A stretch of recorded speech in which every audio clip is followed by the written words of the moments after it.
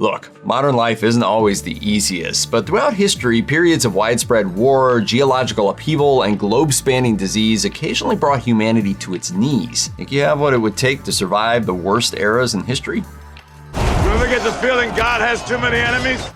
A series of religious wars in the Middle East may already sound a little too evergreen, but the Crusades were much more widespread and deadly than you may realize. The Crusades lasted from around the 1090s to sometime in the early 1500s and affected huge swaths of the Middle East, North Africa, and Europe. Atrocities like the sack of Jerusalem and Constantinople and Béziers and Antioch were commonplace, with civilians massacred alongside soldiers, while survivors were often sold into slavery. Crusaders on their way to the Holy Land sometimes detoured to attack Jewish communities, with the Jews of the Rhineland encountering particular savagery. A true death toll for a set of conflicts so wide-ranging in time and space is difficult to tally, but they start at 1 million, with credible estimates topping out at 9 million, and that's just for the Crusades to the Middle East. The Taiping Rebellion makes the American Civil War look like a shoving match. The war, which raged from 1850 to 1864, had claimed at least 20 million people, with some estimates going much higher, and briefly seemed to threaten the very survival of the Qing dynasty. The war's origins lie in an improbable series of events. A man named Hong Xiquang failed the exams to join the imperial bureaucracy and decided he was the son of the Christian god and Jesus' younger brother. He amassed an army with the intention of converting the country into the self-proclaimed Heavenly Kingdom of Peace. To achieve that peace, they needed to go to war. The growing Taiping army took the major city of Nanjing in 1853 and made it the capital from which the rest of the war effort spread. An Anglo-American-supported Qing army saved Shanghai from the Taiping in 1860, and the war moved into the heart of the rebellion. We still have to take Nanjing. What for? To watch you kill more innocent people? They were soldiers. In the summer of 1864, 1 million fighters met at the Battle of Nanjing, which ended in the fall of the city to Qing forces and the deaths of most of the defenders. In the end, the Qing state triumphed at a gargantuan cost in blood and treasure, only to be toppled less than 50 years later. By the time of the communist victory in 1949, several wars later, some of the worst affected areas of China still hadn't shaken off the damage of the Taiping Rebellion. Unfortunately, China's troubles were far from over. Mao Zedong's attempts to jumpstart China's economic development starved millions of Chinese people in the middle of the 20th century. It all started because Mao was eager to replicate Stalin's plans for the Soviet Union, which placed heavy industry at the center of its economic goals. So Mao came up with the Great Leap Forward, an economic plan that transferred farmers away from the fields and into mining and industrial jobs. The plan was flawed from the start, and the implementation of it compounded those flaws. From 1959, rural people were denied the opportunity to grow their own food. I am a gardener. Join us, comrade. Off. What little grain was produced was redirected to cities and various governing elites, and a drought between 1960 and 1961 only worsened the situation. China imported grain and reverted some of these changes in 1961, but the damage was done. Over the 2 years of this man-made famine, somewhere between 16.5 and 40 million people starved. Estimates for the famine's death toll vary for the same reason it's seldom publicly discussed in China today: the government's strict control of information. Turns out communists don't like sharing when their ideas don't work. Outsiders weren't even able to estimate the number of deaths until a census report in 1982 was made public. If a species wants to thrive, it needs a certain baseline population to keep its gene pool nice and diverse. The bigger the better, and humans generally haven't had many problems with that, except once. About 900,000 years ago, the population of humanity's ancestors is believed to have suddenly and unexpectedly tanked to roughly 1,280 reproductive individuals. Yes, 1,280, that's it. There's no direct evidence of what caused this decline, but the dates align with a known period of climate change that forced extinctions and changes in other species. Even wilder, that tiny population size persisted for over 100,000 years. The study from East China Normal University estimates that about 2/3 of the potential genetic diversity in humans today was lost when the population crashed to the size of a high school. It was probably the closest we've ever come to extinction, but it wasn't the only close call. Modern life has its downsides, sure, but reliable heating is a nice perk. Without it, winter would be a whole lot harder, deadly in many cases. But what if winter never ended? About 115,000 years ago, modern humans still had several cousins roaming around. Homo erectus, Homo floresiensis, Denisovans, and Neanderthals still populated particular areas. Guess what happened then? Ice Age! Colder temperatures and increased glaciation kept an icy grip on much of the world for millennia, culminating in the last glacial maximum around 25,000 years ago. And once the ground began to thaw, only one species survived the Ice Age into modern times: Homo sapiens. Yay, us! There are different theories about why the others died and we survived. The most popular is that we simply outcompeted our sister hominid groups, spreading into their terrain and perhaps even exterminating them. They may also have been weakened by climate changes within the broader Ice Age, with particularly cold and dry periods in Europe savaging Neanderthal populations. Homo sapiens emerged in relatively warm Africa, insulated from the worst of the climate ructions. In other words, we might just have been in the right place at the right time. Homo sapiens also seem to have enjoyed a few specific advantages, including a better ability to form social bonds through symbolic thought, along with anatomy better suited for the complexities of language. Our chatty, group-forming species may simply have had what it took to cooperate and thrive where our near cousins fell short. Around 1200 BC, something terrible happened in the eastern Mediterranean. We don't know exactly what, but it was so bad that over the course of about a century, once great cities were abandoned and records in some areas simply stopped for a while. The Bronze Age collapse marked the end of one great phase of the ancient world, with only a weakened Egypt surviving among the major states of the Near East and Mediterranean. The best guesses we have for the cause of this population drop are just that. Guesses, and we have a lot of them. The only one worthy of a great mystery is some vague mentions of a group of tribes referred to only as the Sea Peoples, who rode around on boats invading Mediterranean and Egyptian cities. And by invading, we mean utterly conquering and annihilating. Other historians point to volcanoes, diseases, and droughts, our old friend climate change, possibly all of them, and possibly happening at the same time as all these other natural disasters and sea people invasions. Either way, it was a bad time for everyone in the region. Canaanite cities, the Hittite Empire, Ugarites, Mycenaean Greece, you name it. They all collapsed during this relatively brief window of time. Art, trade, and diplomacy took centuries to recover from the disruption. Civilization and life went on, but smaller and less grand than before. In 165 AD, Roman soldiers returning from a campaign near modern Baghdad carried home an unexpected war prize, the Antonine Plague. Believed to be similar to smallpox, the plague swept across the Roman world, causing the deaths of perhaps a third of the 60 million-ish people within the sprawling Roman Empire. Beginning with basic sanitation for the Greek quarter, to combat the plague which is already springing up there. Much of what we know about the actual ailment behind the plague comes from Galen, a physician on whose work Western and Arab medicine rested for hundreds of years. Galen himself was in Rome when the plague broke out, recording valuable descriptions of the disease before wisely leaving the city. The first wave killed an estimated 2,000 residents of Rome each day at its peak, which seems unfathomable until you hear that the second wave reportedly killed 5,000 daily. 2 emperors died of the illness, Lucius Verus and famous Stoic Marcus Aurelius. The deaths hollowed out the empire's military forces and tax base so severely that the plague is occasionally presented as a root cause of the fall of the Western Roman Empire.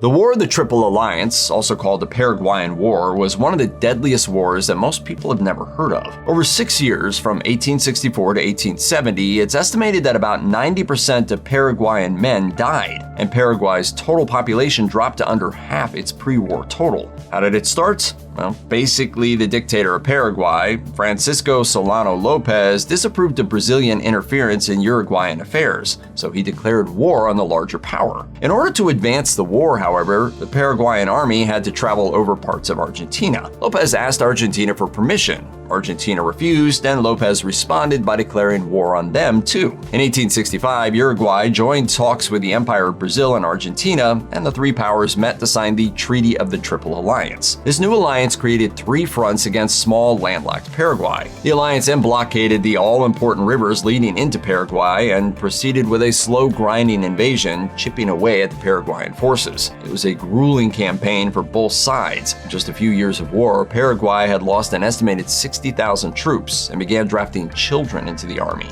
Using a series of well-executed military maneuvers, not to mention hydrogen balloons for scouting, the Allied forces fought their way to the Paraguayan capital of Asunción and occupied it in January 1869. Even then, the war wasn't over. Lopez and his remaining troops fled to the mountains, where they waged a last desperate guerrilla war until Lopez's death in 1870. You can make the case that Paraguay never really recovered, even to this day. It lost a colossal amount of population and a fair bit of land to the victorious alliance, and to settle its massive war debt, sold off a good deal of public land. Even now, about 14% of the farmland in Paraguay is controlled by Brazilian interests. The defenestration of Prague sounds playful enough. This is until you find out what defenestration means. It means to throw out of a window. But what if we're talking politicians? I mean, what's the harm in throwing a couple of government officials out of a window? Well, it's all fun and games until it kicks off one of the deadliest wars in history. After the second defenestration of Prague, yeah, it happened several times, the Czechs tried to replace their Catholic Habsburg rulers with a Protestant king.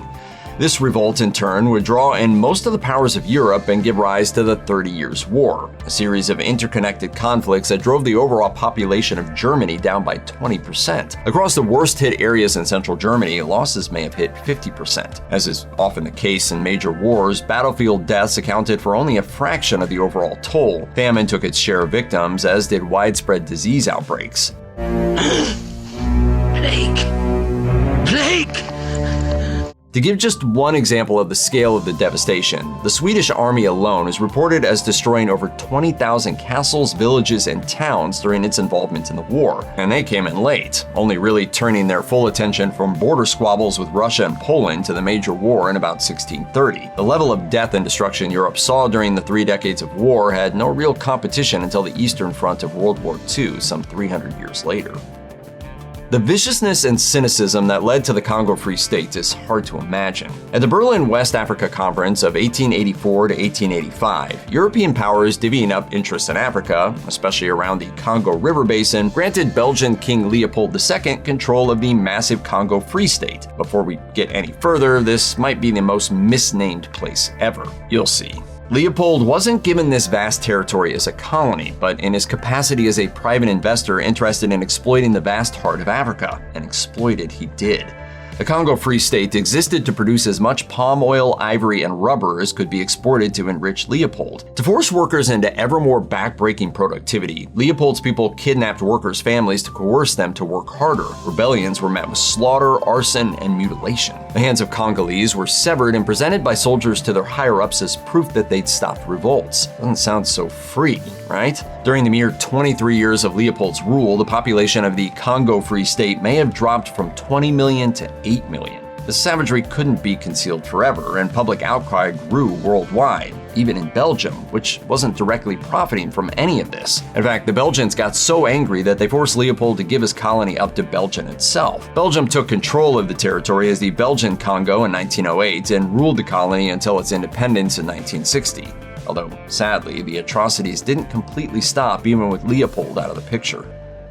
The year 1066 might be the best-known date in English history, marking the year when the Duke of Normandy, William the Conqueror, brought his cavalry across the English Channel and made England a little bit more French. To England's credit, they lost in part because they had just fought off a Norwegian invasion at the Battle of Stamford Bridge. But regardless of the reason, William's forces successfully swept across the country from Hastings to London and quickly got most of the south of England to knuckle under. But despite his many victories, northern England continued to resist, with the city of York emerging as a center of rebellion. Well, William didn't like that. Over the winter of 1069 and 1070, William ordered his troops to utterly ravage northern England. Rebels were hunted down and butchered, monasteries were looted to pay allies for campaigning throughout the winter, and crops and villages were burned to the ground to make further resistance impossible. William's destruction was so severe that when the kingdom was surveyed years later, huge chunks of the country were simply described as wasteland. It's believed that Yorkshire alone only had a mere 25% remaining of its pre-William population. William is said to have regretted his savagery on his deathbed, so that was nice of him at least. In April 1815, an Indonesian volcano named Mount Tambora blew its top. It devastated the island of Sumbawa so badly that one of the island's languages died, with virtually all of its speakers falling prey to the blast. An estimated 10,000 locals became victims of landslides, tsunamis, and subsequent disease. A colossal amount of ash, smoke, and sulfur dioxide spread across the globe, cooling global temperatures by up to 3 degrees Celsius. In much of the world, the summer of 1816 never really arrived, leading to the population popular name of the year without a summer. Additionally, skewed rainfall patterns meant that crops failed in much of Europe and North America. Over 100,000 people worldwide probably died due to the temporary climate disruption of the year without a summer, in addition to those lost in the immediate area of Mount Tambora. Incidentally, it's also what led Mary Shelley to begin writing Frankenstein, inspired in part by the gloom of her surroundings. One of the massive overarching narratives of human history is the post-contact spread of disease, when American populations were first exposed to communicable diseases brought along with explorers, conquerors, and newly arrived colonists. Smallpox, measles, influenza, and a host of other diseases did immense damage, with populations of indigenous groups across the Western Hemisphere dropping by a staggering amount in a relatively short period of time. Within 100 years, 90% of the population of the New World was gone. One of the most terrible chapters in this already grim history is the outbreaks of Cocoliztli. The exact agent of disease is unknown. Some folks think it was a relative of Salmonella, to which the natives may have had no resistance. Other researchers propose a viral hemorrhagic fever broadly similar to Ebola. Whatever it was, it managed to ravage the native population starting around 1545. Somewhere between 7 and 17 million of the remaining native population of Mexico is estimated to have died in the two big waves of Cocoliztli in the aforementioned 1545 and again in 1576. And this was following an initial killer wave of smallpox between 1519 and 1520 that killed 5 to 8 million. It's truly sobering to imagine the scale of the destruction. It's tempting to pin disease as the main reason for the collapse of the great Central American empires, but hundreds of years before that, another calamity struck. The Maya people of Central America produced one of the most culturally rich and complex societies in the pre-contact Americas, building stone cities that stand today, and covering them with murals and writings that have allowed some of their long history to be pieced together centuries after the fact. But at some point between 750 and 950, that's AD as in the recent one, this sparkling culture sputtered and crashed. Maya people survived, but many of their cities were left to the jungle in two waves of apparent collapse that struck different areas at different times. How does a literate, sophisticated, wealthy society just tank? The leading theory is that periods of our dear friend, the dreaded climate change, led to political instability. Severe droughts seem to have struck the region, which could have led to people fleeing in search of fertile land or food, or turning on their elites. In some cities, artworks or buildings under construction seem to have been abandoned uncompleted, as though something happened abruptly. Exactly what that was is still unknown. Here's a fun statistic. In medieval England, farmers could reasonably hope to get 7 grains harvested for every 1 grain they sow. That was on a normal year.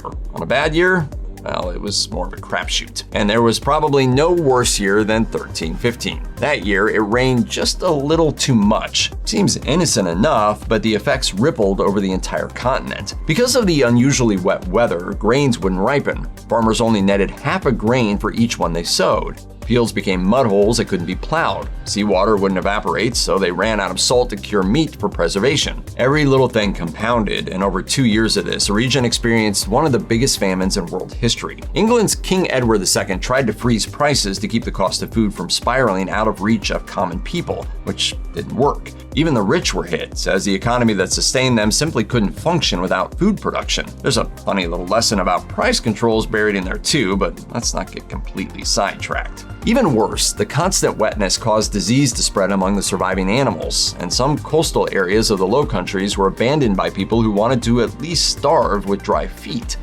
It wasn't just England either. Huge swaths of Europe, from France to Poland, were affected by the weather and the food shortages. It's hard to estimate death tolls among general pre-modern populations, but it's believed that 5% of England died over these famine years. It's even possible that it had the added side effect of making the Black Death, which hit some 30 years later, even worse. Children who experience serious hunger never quite have the same immune strength, and so those who survived the famine in their youth may have been more susceptible to the plague that struck them at maturity.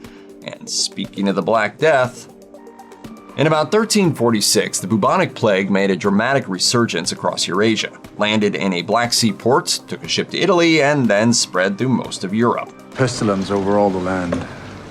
Is there no cure? None. Spread by fleas on rats, the plague was especially bad in cities, and the close quarters of monasteries and nunneries encouraged its spread even more. In less than a decade, the Black Death killed an estimated 40 to 60% of the European population. Estimates vary widely, as did local death rates across Europe. The plague would recur intermittently across the following centuries, with a final terrifying flourish hitting London between 1665 and 1666, carrying away 15% of the population of the English capital.